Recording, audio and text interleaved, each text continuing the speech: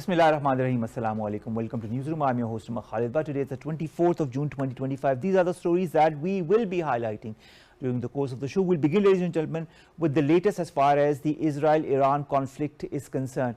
Ceasefire, no ceasefire, violation of ceasefire or non-violation of ceasefire. These are questions that the world is asking both Iran and Israel because, of course, as we all know, as we've been told by US President Donald Trump, that both Iran and Israel had agreed to a ceasefire. Despite that, there were violations of the ceasefire from both the sides, and that was reiterated by Trump as well, particularly from the Israeli side, and Trump was extremely unhappy with that. He also highlighted that in his different tweets on Truth Social, on his website, as well as on X. He highlighted that as well. Also, the fact is that the Israeli defense minister says he has ordered intense strikes on Tehran, accusing Iran of violating the truce brokered by the US and Qatar, whereas it was Israel as well that broke that truce.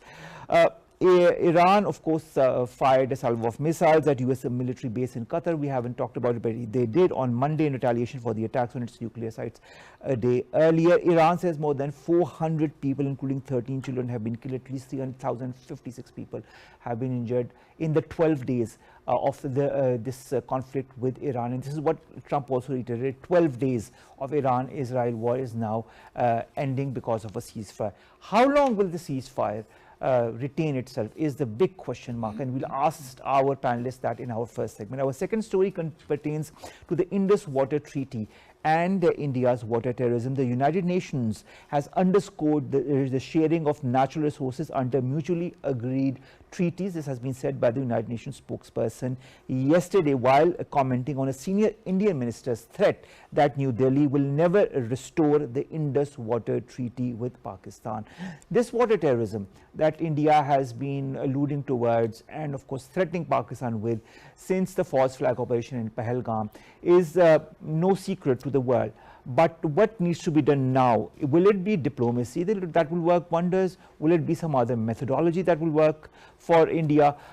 Because the fact remains that India has always had designs to malign Pakistan, to destabilize Pakistan directly and indirectly, and what better than to use water as a perfect tool. Also, Bangladesh is also becoming one of the victims of Indian water terrorism because that is also what they are hinting towards. This will be highlighted in our second segment. So let's begin our show today with the first story that pertains to the 12 days of war or conflict, where, however so you might put it, between Israel and Iran that seems to have come to an end because of the ceasefire that has been mutually agreed by both Israel and Iran. This has been claimed by US President Donald Trump. We've been joined by three very eminent analysts from different fields to talk more about that. On my very right is a guest who comes to my show after a very long hiatus. He is none other than Ambassador Saeed Khalid. He's also a foreign affairs analyst. Thank you very much, sir, to have joined us. We've also been joined by Khalid Taimur Akram Saab, one of the most pertinent voices when it comes to the South Asian region and Central Asian region. Thank you very much, Khalid Taimur Saab, international relations expert, to have joined us. Finally, Syed Almas Haider Naqvi Saab, foreign affairs expert, who has also agreed to come to our show and come in the studios. Thank you very much, Almas, to have also joined us. Khalid Taimur Akram Saab, Donald Trump calls Israel's prime minister, asks him not to attack Iran, but Netanyahu tells Trump, according to an Axios report, that he was unable to cancel the attack and it was needed, quote unquote, because Iran had violated the ceasefire. This has been stated by a reporter from the site Axios. But he says the attack is going to be scaled back and will not hit a large number of targets, but only one target this time. How do you view this development? Do you see a certain friction between the US and Israel? Is this friction going to undermine the relationship between the two countries, or the US allowing Israel a free hand in the future? Yes, of course, we have been seeing since last almost 2 years that both the parties, both the political parties in US, they have been blackmailed by Israel because in US, you know, all the big businesses are being controlled by the Jewish lobby, and they have a very strong hold over the US politics. And we have seen the Israeli Prime Minister not listening to President Donald Trump in the case of Gaza also, because President Donald Trump, ever since he came to power 6 months ago, he tried his level best to bring some kind of sense to the Israeli government in case of Gaza, but he failed. And I feel over here that although Iran has shown a very big heart, Iran has been attacked, Iran, there are more than 400 people killed over there, but even then they listened to the international community, they agreed to the ceasefire.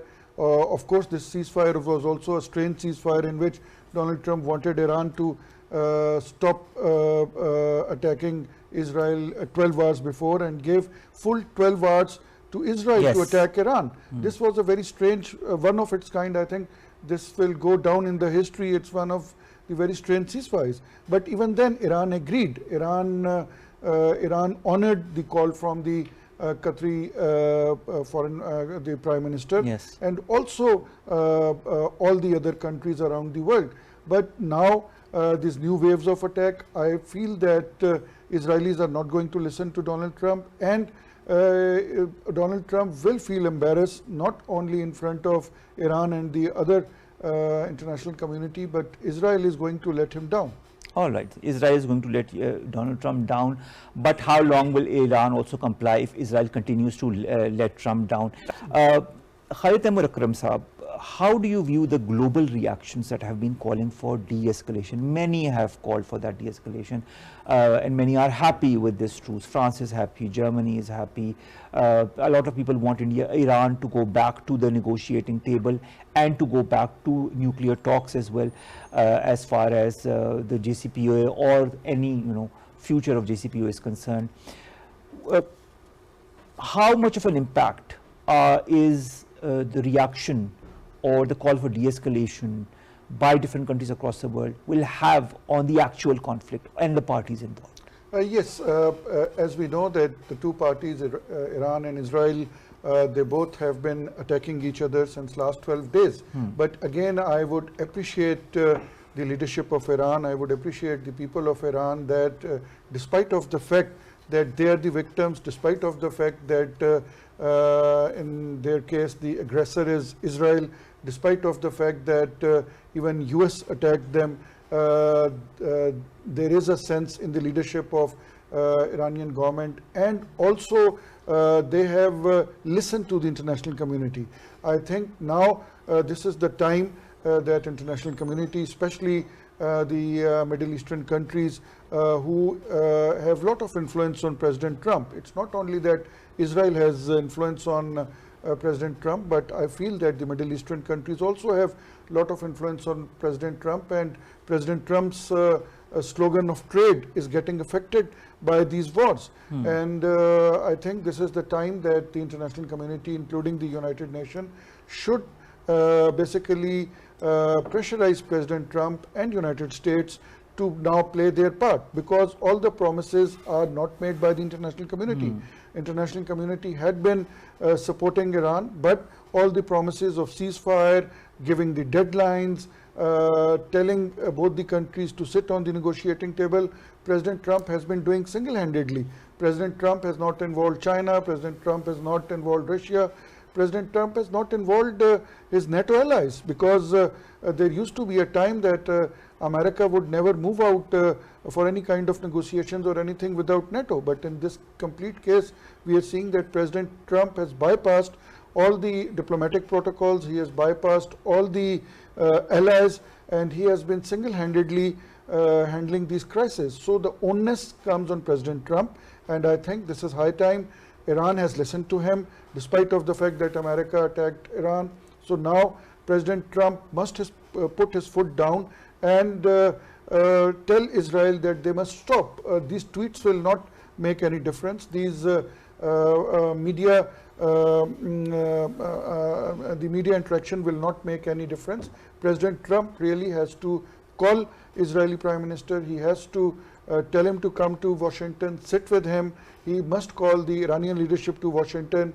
If he wants to handle everything single-handedly, I think the world would welcome it.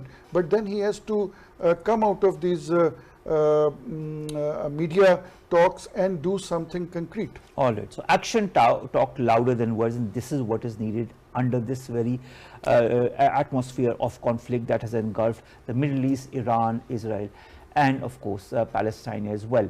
We'll be back after a short break to discuss more. Stay tuned.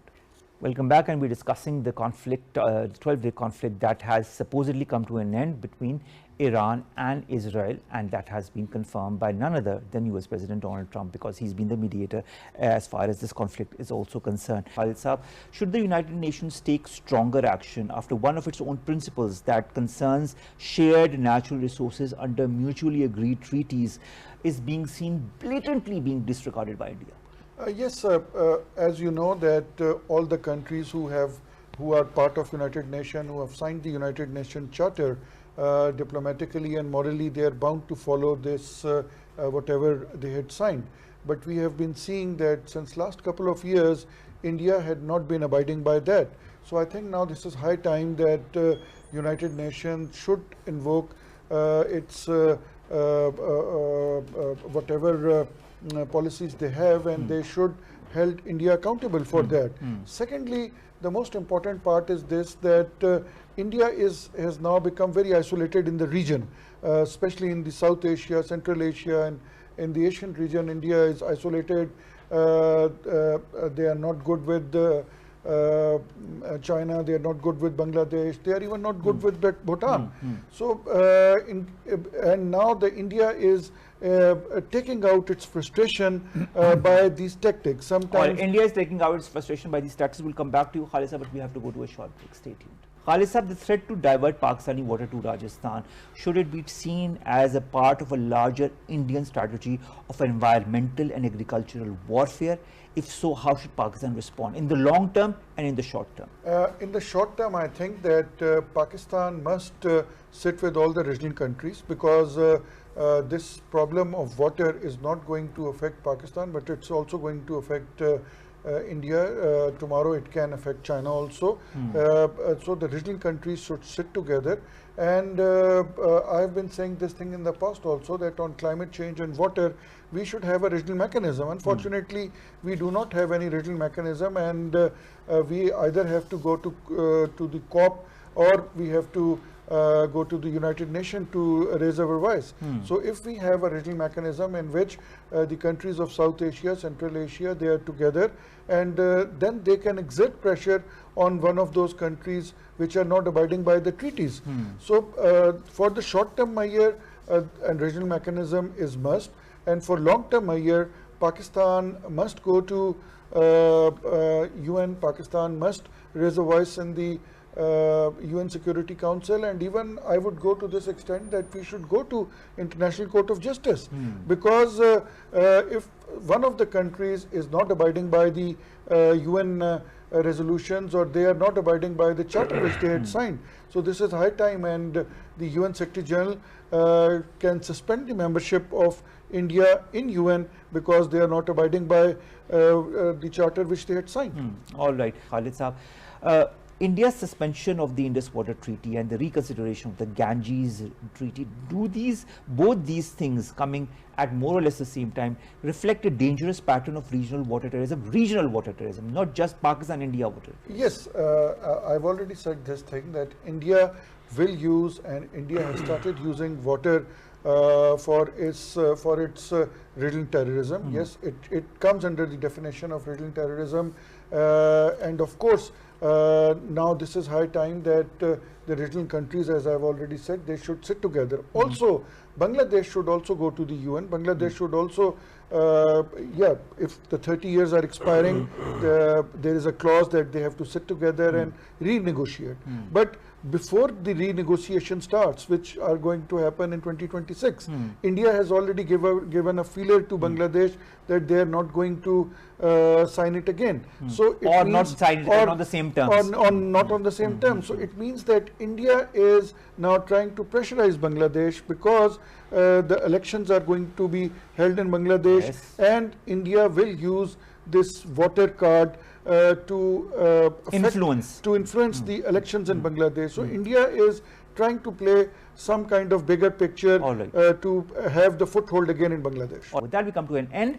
Saeed Khalid Saab, Khalid Taimur Akram Saab, Saeed Almas Haider Naqvi Saab, thank you to all three of my guests. We'll see you inshallah tomorrow with news stories segments that pertain to us, you in Pakistan.